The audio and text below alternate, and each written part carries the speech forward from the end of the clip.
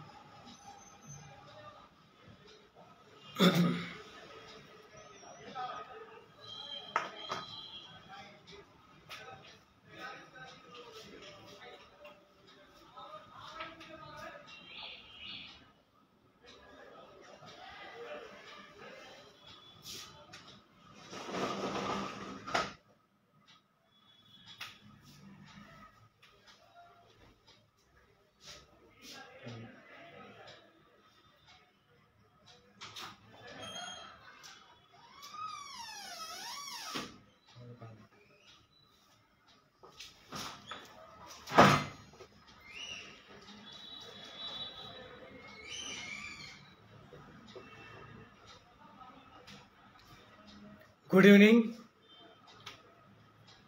आजच्या या फेसबुक आणि इंस्टाग्राम लाईव्हमध्ये मी आपल्या सर्वांचं सहर्ष स्वागत करत आहे. आजचा आपला विषय आहे सुनिश्चित गर्भधारणेसाठी परिपूर्ण आहार. टायटल सुद्धा खूप महत्त्वाचं आहे. सुनिश्चित गर्भधारणा म्हणजे निश्चितपणे कन्फर्मली गर्भधारणा होण्यासाठी कोणकोणत्या आहाराचं आपण सेवन करायचं आहे आणि कुठला आहार आपण वर्ज करायचा आहे. कारण जेव्हा क्लिनिकमध्ये वंध्यत्वाशी रिलेटेड असलेले जे कपल्स आमच्याकडे येतात आणि त्यांचं पूर्ण ॲनालिसिस केल्यानंतर औषधांच्या सोबत आहार आणि जीवनशैलीमधला बदल आम्ही सजेस्ट करतो. कारण अनेक वेळ असं जाणवतं की फक्त औषधं देऊन सुद्धा अनेक पेशंटना रिझल्ट्स येत नाहीत. कारण फक्त औषधांचा रोल हा लिमिटेड असतो. औषधं घेतल्यानंतर प्रत्येक पेशंटला रिझल्ट्स येतात असं नाही आहे. कारण त्याच्यासोबत जीवनशैलीमध्ये बदल करणं आणि सुनिश्चित आणि चांगला आहार सेवन करणं हे अत्यंत महत्त्वाचं आहे.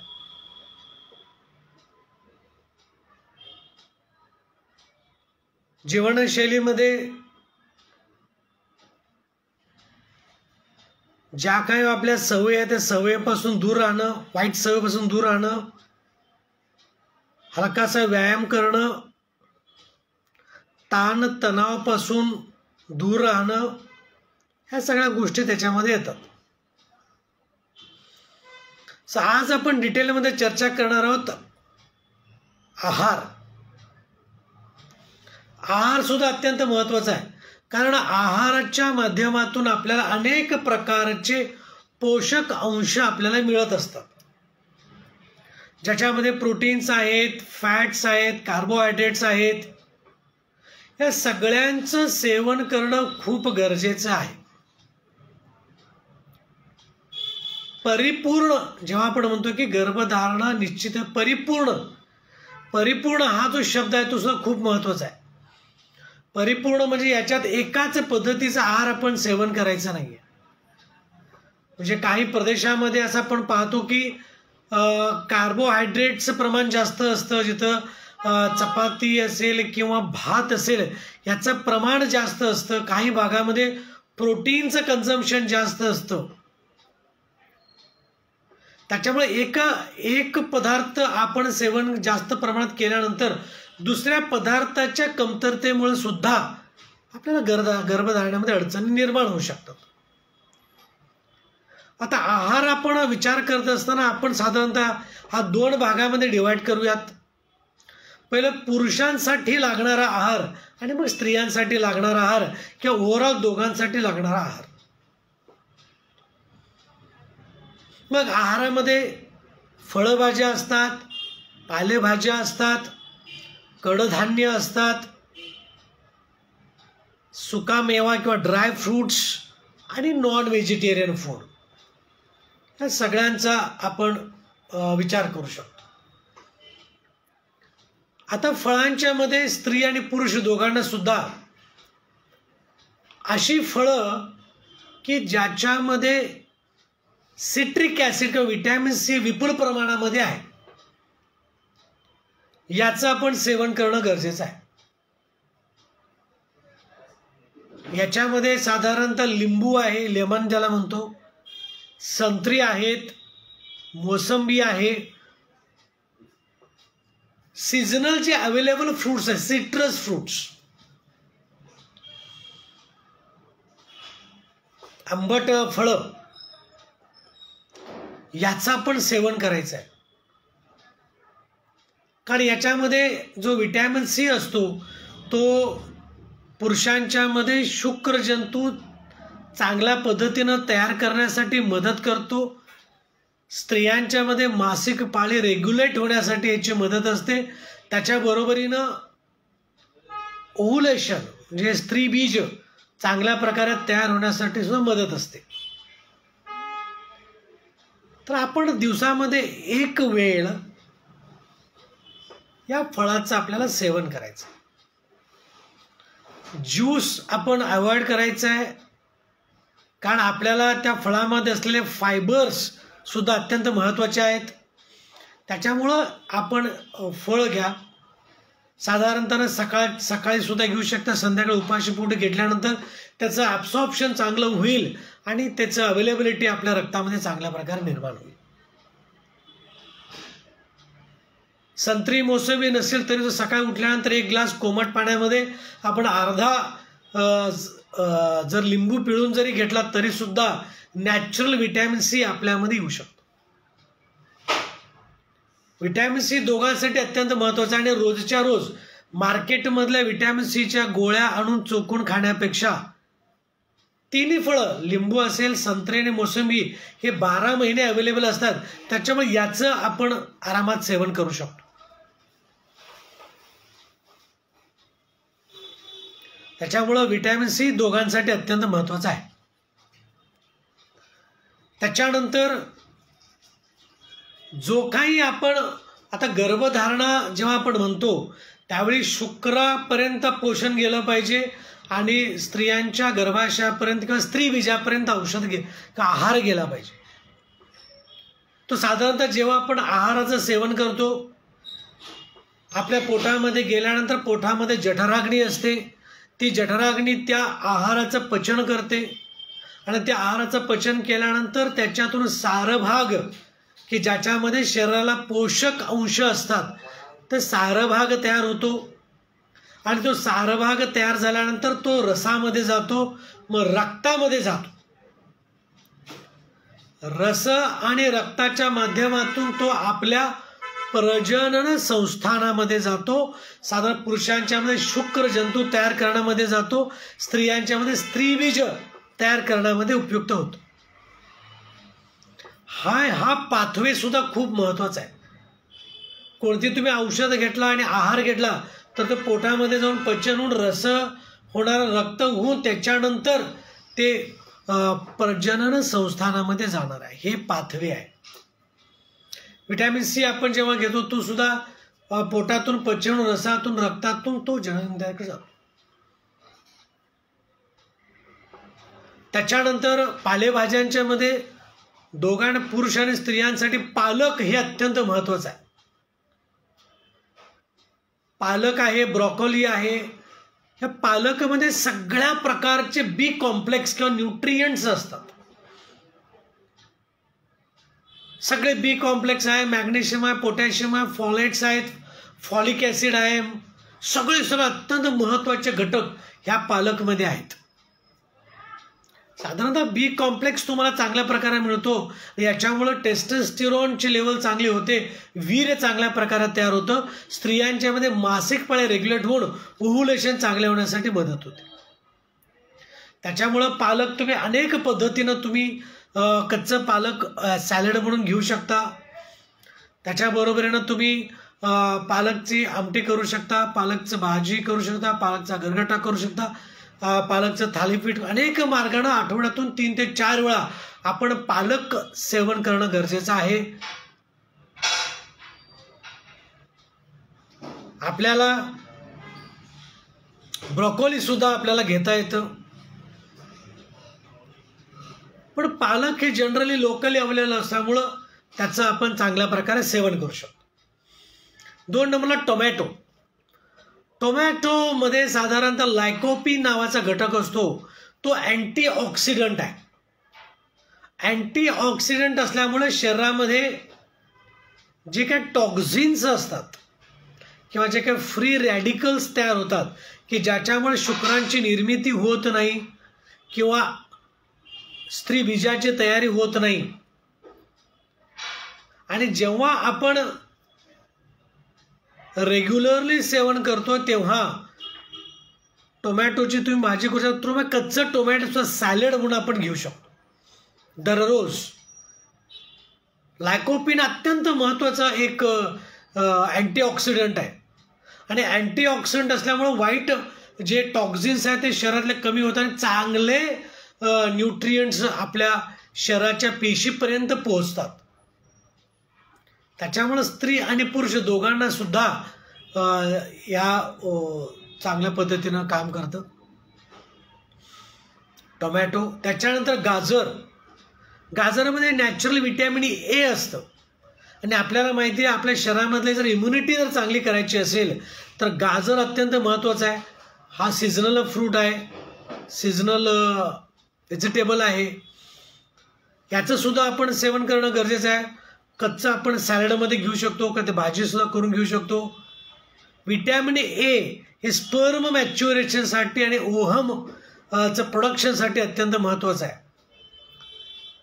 भाजी केल्यानंतर आपण शिजवतो त्याच्यापेक्षा कच्चं जर सॅलड म्हणून जर घेतलं तरी सुद्धा हे चांगल्या प्रकारे आपल्याला काम करतं. त्याच्यानंतर बीट.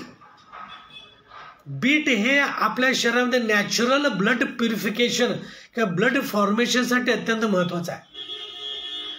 आपल्याला माहिती आहे की आपल्या शरीरामध्ये रक्त जर चांगल्या पद्धतीनं असेल, विपुल प्रमाणामध्ये जर असेल तर आपल्या शुक्रापर्यंत किंवा योनी गर्भाशयापर्यंत रक्त चांगल्या प्रकारे पोचतं आणि ते पोचल्यामुळं दोघांच्या गर्भधारणा होण्यासाठी अत्यंत महत्त्वाचं आहे. त्याच्यामुळं याचं सुद्धा सेवन आपण नियमित करणं तितकंच गरजेचं आहे. बीट अगेन मी म्हणेन की बीटची भाजी करू शकता, पण सॅलड रूपामध्ये खूप चांगलं आहे बीट आपण घेऊ शकता. काकडी. परत काकडीचं तुम्ही थालीपीठ करू शकता किंवा काकडी आपण कच्ची आपण सॅलडमध्ये घेऊ शकतो. काकडी ही अल्कलाईन आहे. कारण लक्षात घ्या जेव्हा आपलं बॉडी ॲसिडिक होते, पुरुषांच्या मध्ये जर बॉडी ॲसिडिक झाली तर ते काय ॲसिडिक बॉडी काय करते, शुक्र जंतूंना मारण्याचं काम करते. स्त्रियांच्या मध्ये सुद्धा स्त्रीबीज तयार होण्यासाठी सुद्धा अडथळा निर्माण करतात. त्याच्यामुळे आपण रेग्युलर जर काकडीचं सेवन जर केलं तर अल्कलाइज असल्यामुळं आपल्या शरीरामध्ये ॲसिडचं जे प्रमाण आहे ते न्यूट्रलाइज होतं. तर शुक्र म्हणजे वीर्य आणि दोन्हीसाठी तयार होण्यासाठी हे अत्यंत महत्त्वाचं आहे. त्याच्यानंतर पुरुषांच्या मध्ये साधारणतः आपण सांगतो की कांदा आणि लसूण हे सुद्धा आपण साधारणतः कच्चं खाण्यासाठी सांगतो, कारण या दोन्हीमध्ये ॲलॅसिन नावाचा घटक आहे. आणि ॲलॅसिन काय करतं, हे पुरुषांच्या जननेंद्रियाकडे पुरुषांच्या लिंगाकडं रक्त पुरवठा वाढवतं, कारण याच्यामध्ये नॅचरल नायट्रिक ऑक्साईड्स आहेत. नायट्रिक ऑक्साईडचं काम काय की लिंगाकडं जाणारा जो रक्त पुरवठा आहे त्यांचं विस्फारण करणं जेव्हा त्याचं वॅसो डायलेटेशन होतं त्यामुळं आपल्या जननेंद्रियाकडं रक्तपुरवठा विपुल प्रमाणामध्ये होतो. त्याच्यामुळं पुरुषांना आम्ही सजेस्ट करतो की कांदा आणि लसूण याचं सेवन करा, आणि याच्या इनडायरेक्टली टेस्टोस्टेरॉन हा जो अत्यंत महत्त्वाचा हार्मोन पुरुषांच्या मध्ये आहे की ज्याच्यामुळे सेक्समध्ये स्टॅमिना येतो, सेक्समध्ये इंटरेस्ट निर्माण होतो, लिबिडो ज्याला आपण म्हणतो, त्याच्यासाठी कांदा आणि लसूण हे दोन्ही अत्यंत महत्त्वाचं आहे. आणि दोनही उग्र असल्यामुळं कमी प्रमाणामध्ये सेवन करावं, कारण याच्यामुळे दुर्गंधी सुद्धा आपल्या मुखाद्वारे येऊ शकते.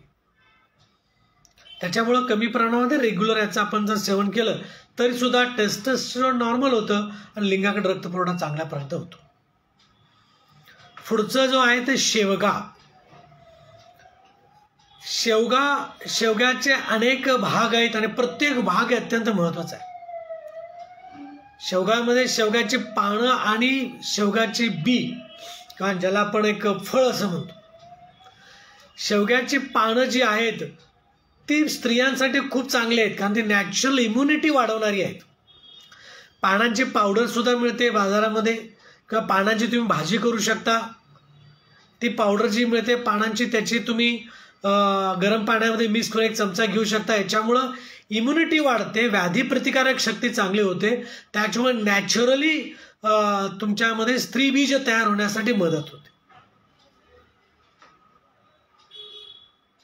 पुरुषांच्या मध्ये आम्ही सजेस्ट करतो की पुरुषांनी साधारणतः शेवग्याची शेंग जास्त प्रमाणात सेवन करावं, कारण शेवग्याच्या शेंगेमध्ये टेस्टोस्टेरॉन नावाचा हार्मोन वाढवणारे घटक असतात की ज्याच्यामुळं एक सेक्समध्ये इंटरेस्ट निर्माण होतो, लिबिडो चांगला तयार होतो आणि इनडायरेक्टली स्पर्म किंवा शुक्र जंतू विपुल प्रमाणामध्ये तयार होण्यासाठी सुद्धा मदत होते.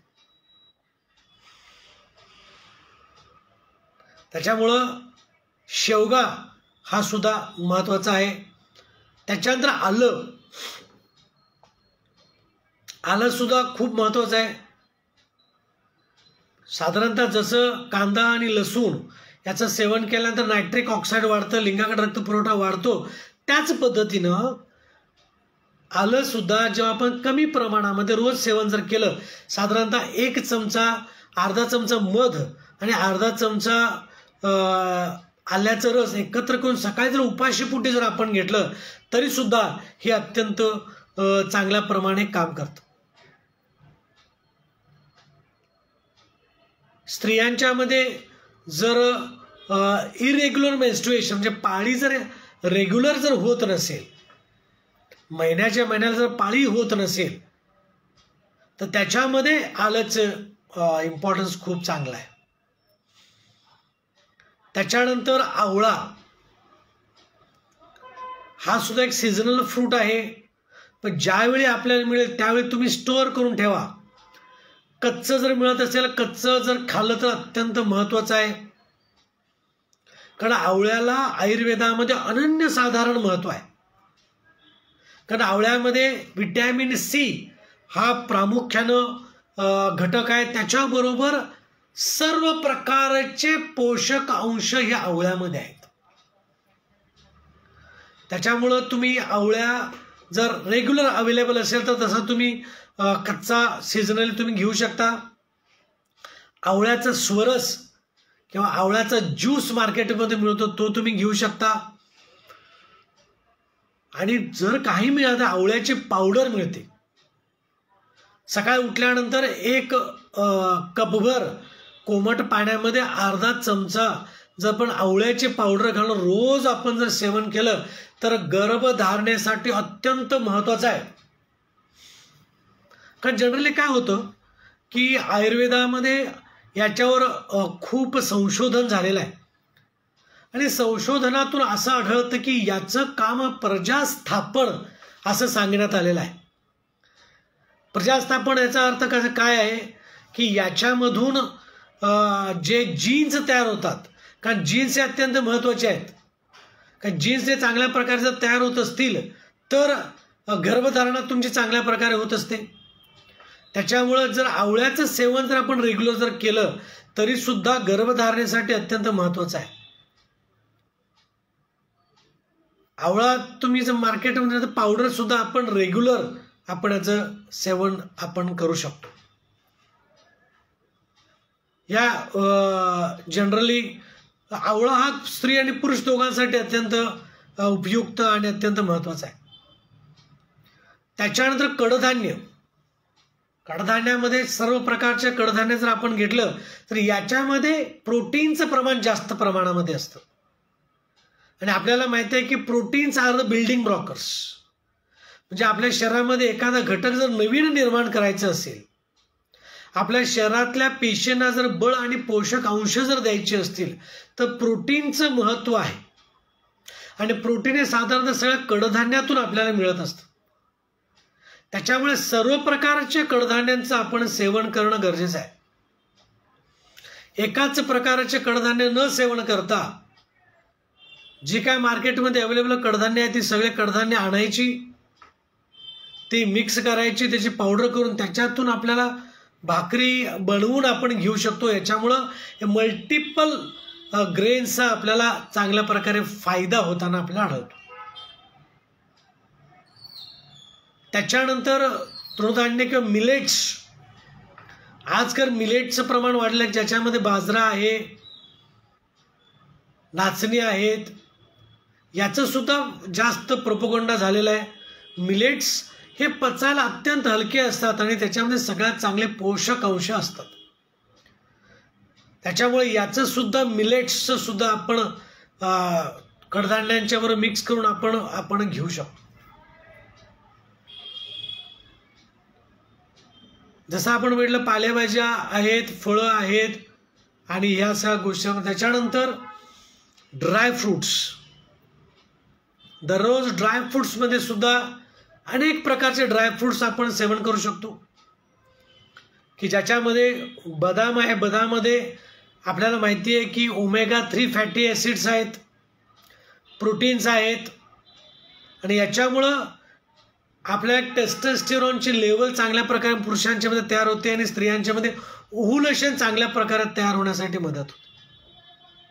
दररोज 4 ते 5 बदाम रात्री आपण पाण्यात किंवा दुधात भिजवायचं आहे. सकाळी उठून आपण त्याचं सेवन करायचं, चावून खायचं.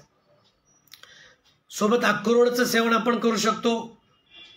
आणि काळे मनुके.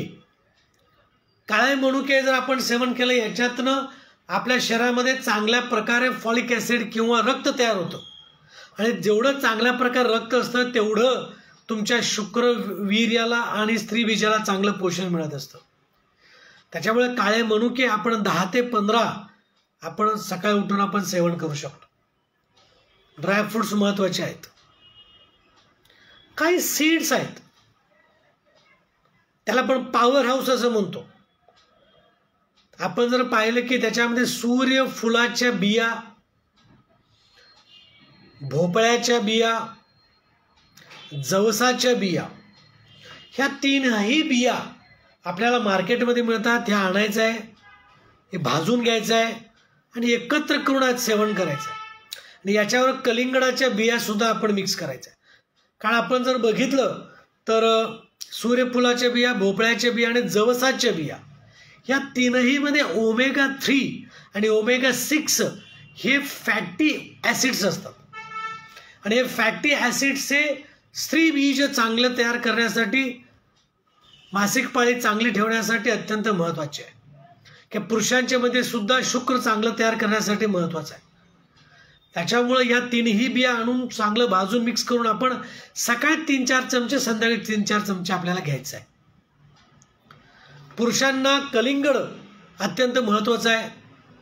कलिंगडाच्या बिया सुद्धा आपण आणून भाजून याचं आपण सेवन जर केलं तरी टेस्टोस्टेरॉनची पातळी वाढते.